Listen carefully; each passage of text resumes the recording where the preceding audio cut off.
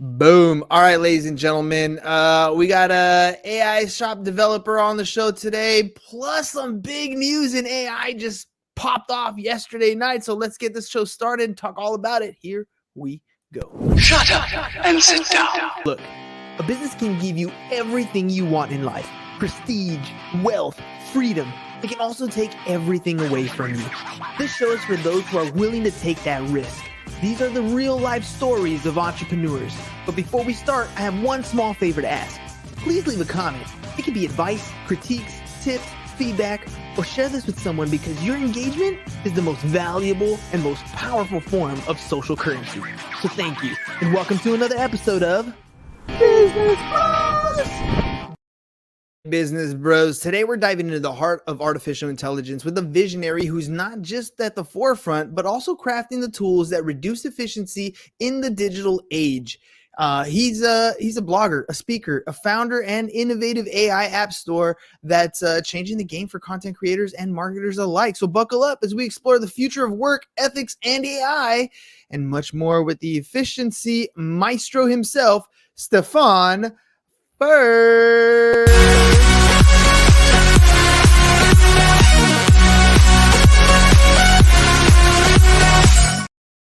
All right, Stefan, welcome to the program, my friend. Hello, how are you doing? Doing well, man, doing well. All right, before we kick off into AI, I always ask every person who comes on the show the same question right off the bat. There's something that you're here to promote, to talk about, to sell. What is that? Yeah, so we're doing one-click blog articles to get global rankings on Google for free. All right. One click. All right. Elaborate that for me. One click. I'm thinking when you said that, I was thinking Amazon right off the top of my head, but kind of give me a scenario. How can you best describe that? So we created a system where every entrepreneur, doesn't matter how little time they have, they can just have a content idea while waiting for the green stoplight. They just put it into our system, headline, press create, and when they come back to their computer, they have a blog article to publish on the internet. That makes things super simple. You're in the AI space, and like I said at the beginning of the show, some big changes. They just dropped GPT 4.0, and it looks pretty amazing to me. Tell me a little bit about what you saw, how it's going to affect your business. Yeah, I saw it yesterday live. And first of all, I want to say thank you to OpenAI for taking the responsible road, the path that everybody needs, right? This is exactly what we need. They have GPT-4. It's so powerful. I don't think that a more powerful system like GPT-5 or so on will do much. GPT-4 is powerful enough for us. We just need to explore it and need to, make it most useful for us. And this is exactly what the path they are going, making their product more accessible to people, easy to use, fast, and everything. I'm so happy that they chose this path, and I'm in full support. Man, I felt like when I'm watching it, I was like, dude, that is just like having Jarvis in real life. Like if Iron Man brought us anything, I was like, this is going to be a cool technology one day, somehow in the future. But that day is today. Like it's making a huge change into the way we're thinking. I started kind of freaking out. You tell me if I'm wrong, but I watched the movie I, Robot, and I was like, okay, well, what happens when you don't have to be a teacher anymore? What happens when, the manual labor is done by a robot? What happens when the creative is done by AI? What happens to the human aspect of it, or our own personal creativity? You're in a space where, you're helping entrepreneurs build blogs, but again, you were kind of taking the human out. How do we keep the human element in it? So this is the thing. The human element really is the creative part. So with our system, for example, you can create a blog article with you're at the red stoplight and you have the idea. So the idea is the thing that the machine cannot really reproduce.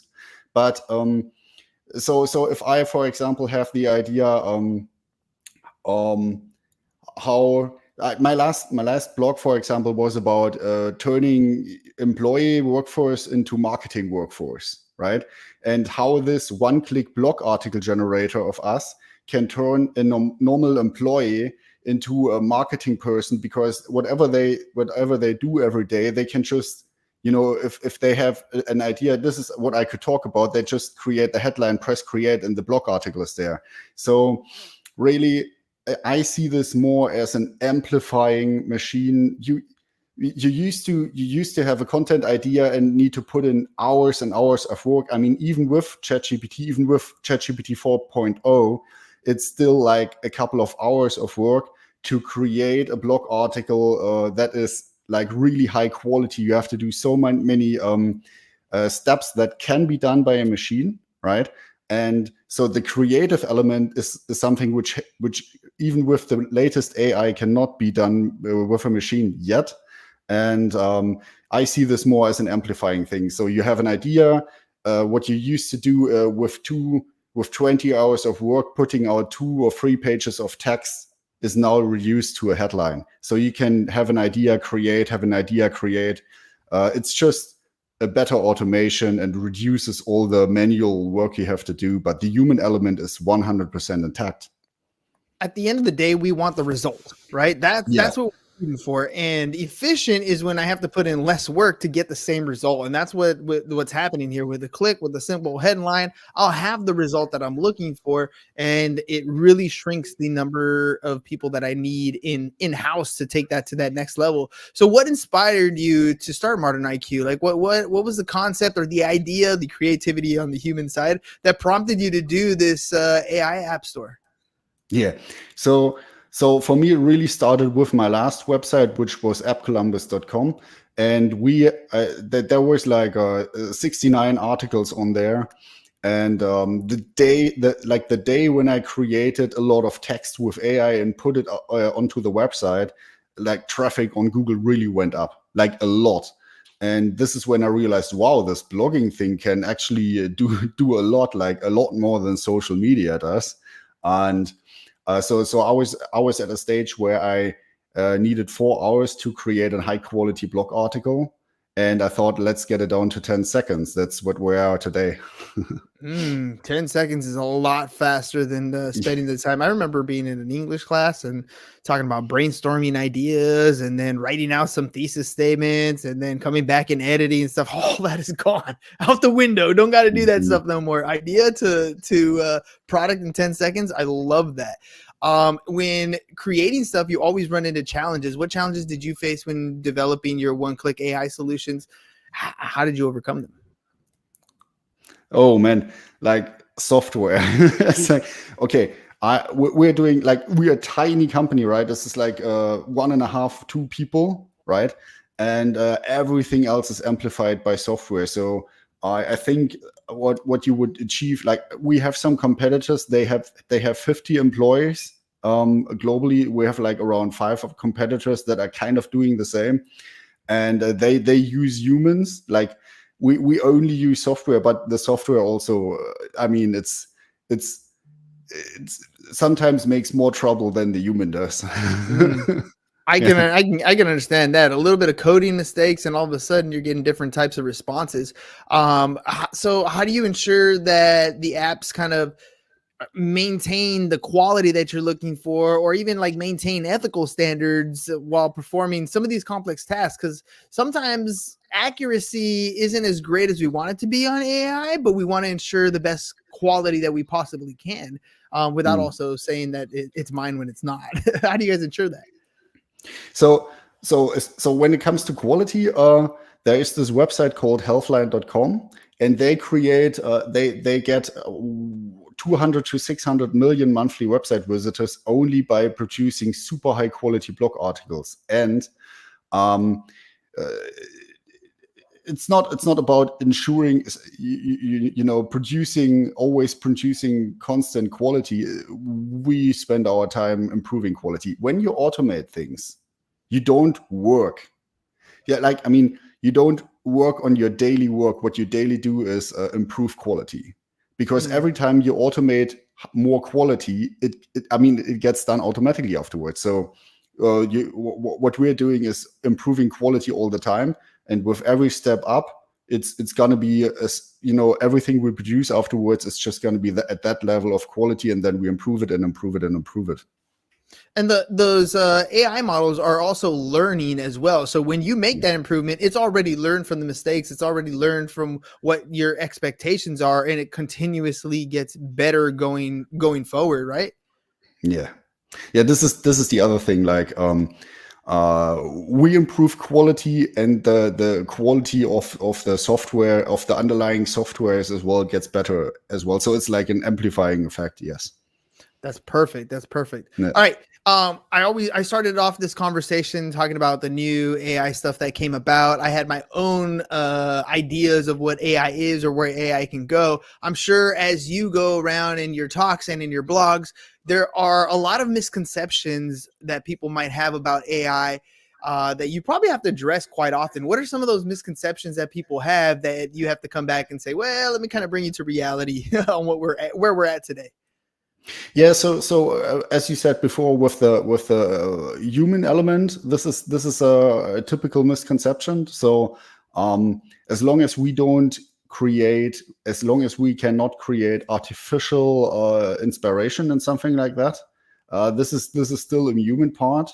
And other than that, people like right now, there's Google kicked out a lot of low quality AI content in the past couple of months, and this was actually really it's kind of good and bad for us, because everybody looks like, when it comes to AI content putting on their website, they're like scared, but we actually got a push, because our content quality is way higher than the normal ChatGPT text with one picture or something like that. So when like all the ChatGPT content created in the last 1.5 years got low quality, got pushed out, we actually got a hit.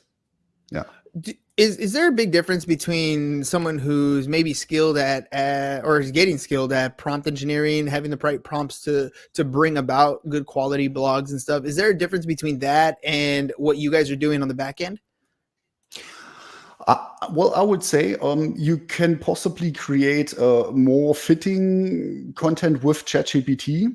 And if you're good at prompt engineering, I mean, you still need to be good at prompt engineering, because we improve our prompts as well. But the thing is, you would still need, for a blog article, the quality we do in 10 seconds, you would need a couple of hours with ChatGPT. So the problem is, when you want to blog 5 times a day, which is something you should do, because your website can have 1,000 blogs and should have 1,000 blogs, then ensuring, like, it's kind of an all day work or a double shift work to create the same amount of content with the same amount of quality than what you can do with us in a couple of minutes, or maybe even one. Very, very true. Now, you mentioned that you have other competitors out there. They tend to be bigger companies as far as staffing is concerned. And I know, like, there's a race going on, whether it's spoken or not, behind the scenes, of companies that are going to be growing in the next few years here, maybe hitting that $1 billion marker with very few employees, maybe even just the one person, and a lot of AI kind of helping grow that concept. How do you see artificial intelligence impacting small businesses versus large corporations? Yeah, so this is so that's an interesting question, because so you have a lot of friction. You have a lot of work managing humans, and today it's still, the paradigm is still like, employ more people. And I like the concept of people working, but with the more powerful these AI systems get, the smaller the team sizes get. And I mean, look, you don't have to find the good employees. You don't have to teach them the job. The more powerful these AI systems get, and I mean, you don't have the cost in the end. So if a company that has 50 people in their team produces the same output as a company with 3 people, You have like way higher cost, way higher burn rates, which is really not a nice thing in these days where investors stay away.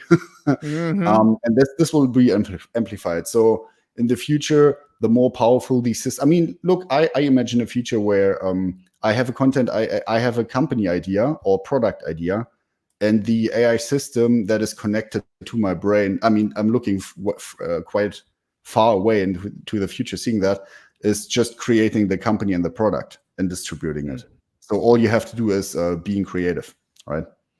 Yeah. Well, the creativity is number one, but I think there's two aspects to it. One is creating the product, but the other side is if I have an existing company and I'm using a company like yours to kind of grow, whether it's online, my visibility, the whole point for that would be for inbound marketing, right? To get my message out and to get customers to come in. How has AI-driven strategies transformed maybe traditional approaches when we talk about getting those customers to come in, those inbound leads? So there's so that's the thing. Like as I said with healthline.com, this is a good example. So if you create super high quality blog articles, and we're like almost at the stage, but I'd probably always improve quality. I'll always find something, but you can get hundreds of millions of monthly website visitors, right? And so AI, when you look at websites, I mean, if you just let's assume you're just local business, right?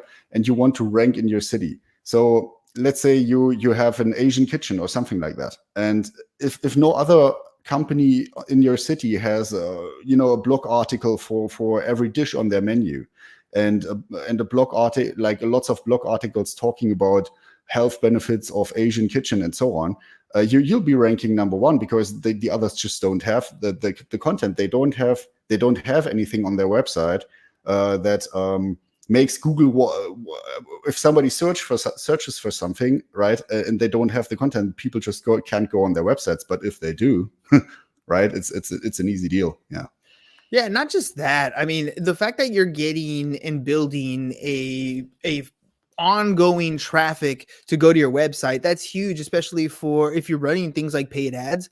Pixeling your website will allow you to take and retarget the people who are already interested in some of the organic content and push them towards any marketing funnel or any product or service that you're offering. Like you said, if you have that restaurant, you can always point them, here's a coupon to try your next meal, retarget the people who found that particular dish interesting. So I like that. The opportunities are definitely there. And I feel like for some of the older generation, some of this stuff looks really futuristic, and maybe they're hesitant to get started, or adding it to some of their repertoire because they're thinking, it's a steep learning curve. What advice would you give to entrepreneurs looking to integrate AI into their business models, but maybe have some hesitation or questions getting started? Well, look, the thing is, I'm a strong advocate of AI systems are so powerful and will be even more powerful. They totally have the ability to be super user friendly for everyone. Look at the last update of OpenAI, right? What they focus on is a solution that everybody can use. And I mean, using this is like when you've been asking before, can you do this with ChatGPT? Yes, you can create blog articles with ChatGPT. It's just with us, you need to enter a headline and press create. So there's no learning curve there, right? The system does everything for you. And so there's no training. There's nothing you need to do. You go on the website, you create an account, and you start producing. there's nothing you need to learn, right? just the only thing you need is content ideas. Yeah. And I get it. I mean, I've seen it, but at the same time, the adoption gets kind of sketchy for some people. They're like, okay, I see what it does. For some reason, they can't make that connection between this is what AI does and this is how I can implement it into my business. It's always something that prevents some people from that implementation process.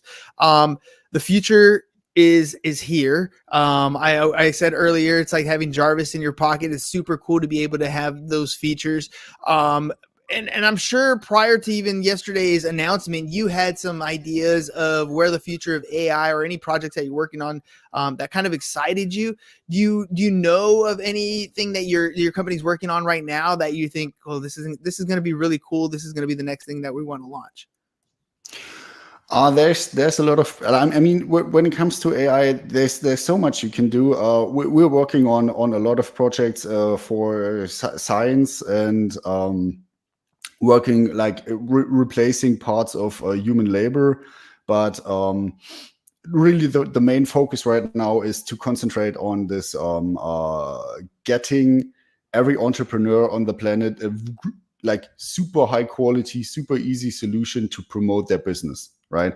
And then also we are like got really inspired by Mr. Beast and giving away stuff for free. So we're trying to make this system be like as cheap as possible and like get as much free articles to be created per month for a startup for free as possible as well. Yeah. So let me ask you, that's a perfect lead into it, right? If people want to find out more about how they can use your software to create those blogs, to start getting some of that organic traffic, to start being as creative as they know they could be, how could they get started? What does it look like if I do start? Well, it's like almost like any other software as a service tool. You go on the website, you press the create an account button, you create an account, and you start blogging. There's one free article per month you get, and we're trying to get this up to 10, but really just log in, have your content idea.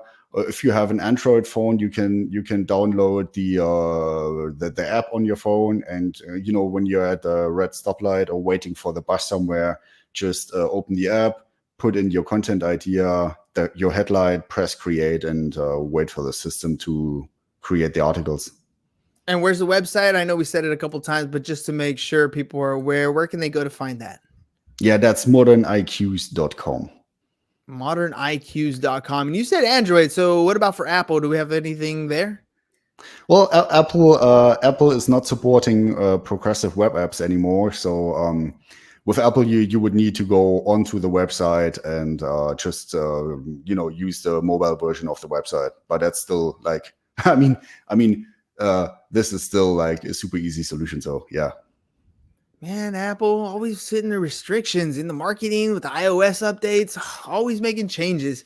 All right. Well, Stefan, thank you very much for being on the program today, man. The world of AI is changing, ladies and gentlemen. You got to have the tools at your fingertips, because if you don't, your competition will. So make sure you guys check out moderniqs.com. Moderniqs.com is the website, scrolling across the bottom, and start blogging, start getting your message out there.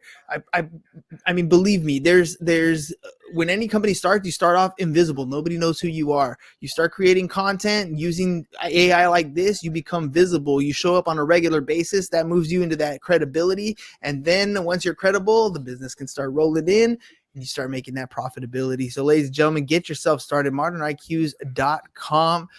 Stefan, thank you very much for being on the program. Ladies and gentlemen, we'll catch you guys on the next one. Peace. And we're out. Thanks for having me. It's over. Go home. Is your business in need of marketing? Try starting a podcast, but not just any podcast. Podcast like a pro. We can show you how to take your business from being invisible to becoming a brand people trust. Go to www.businessbros.biz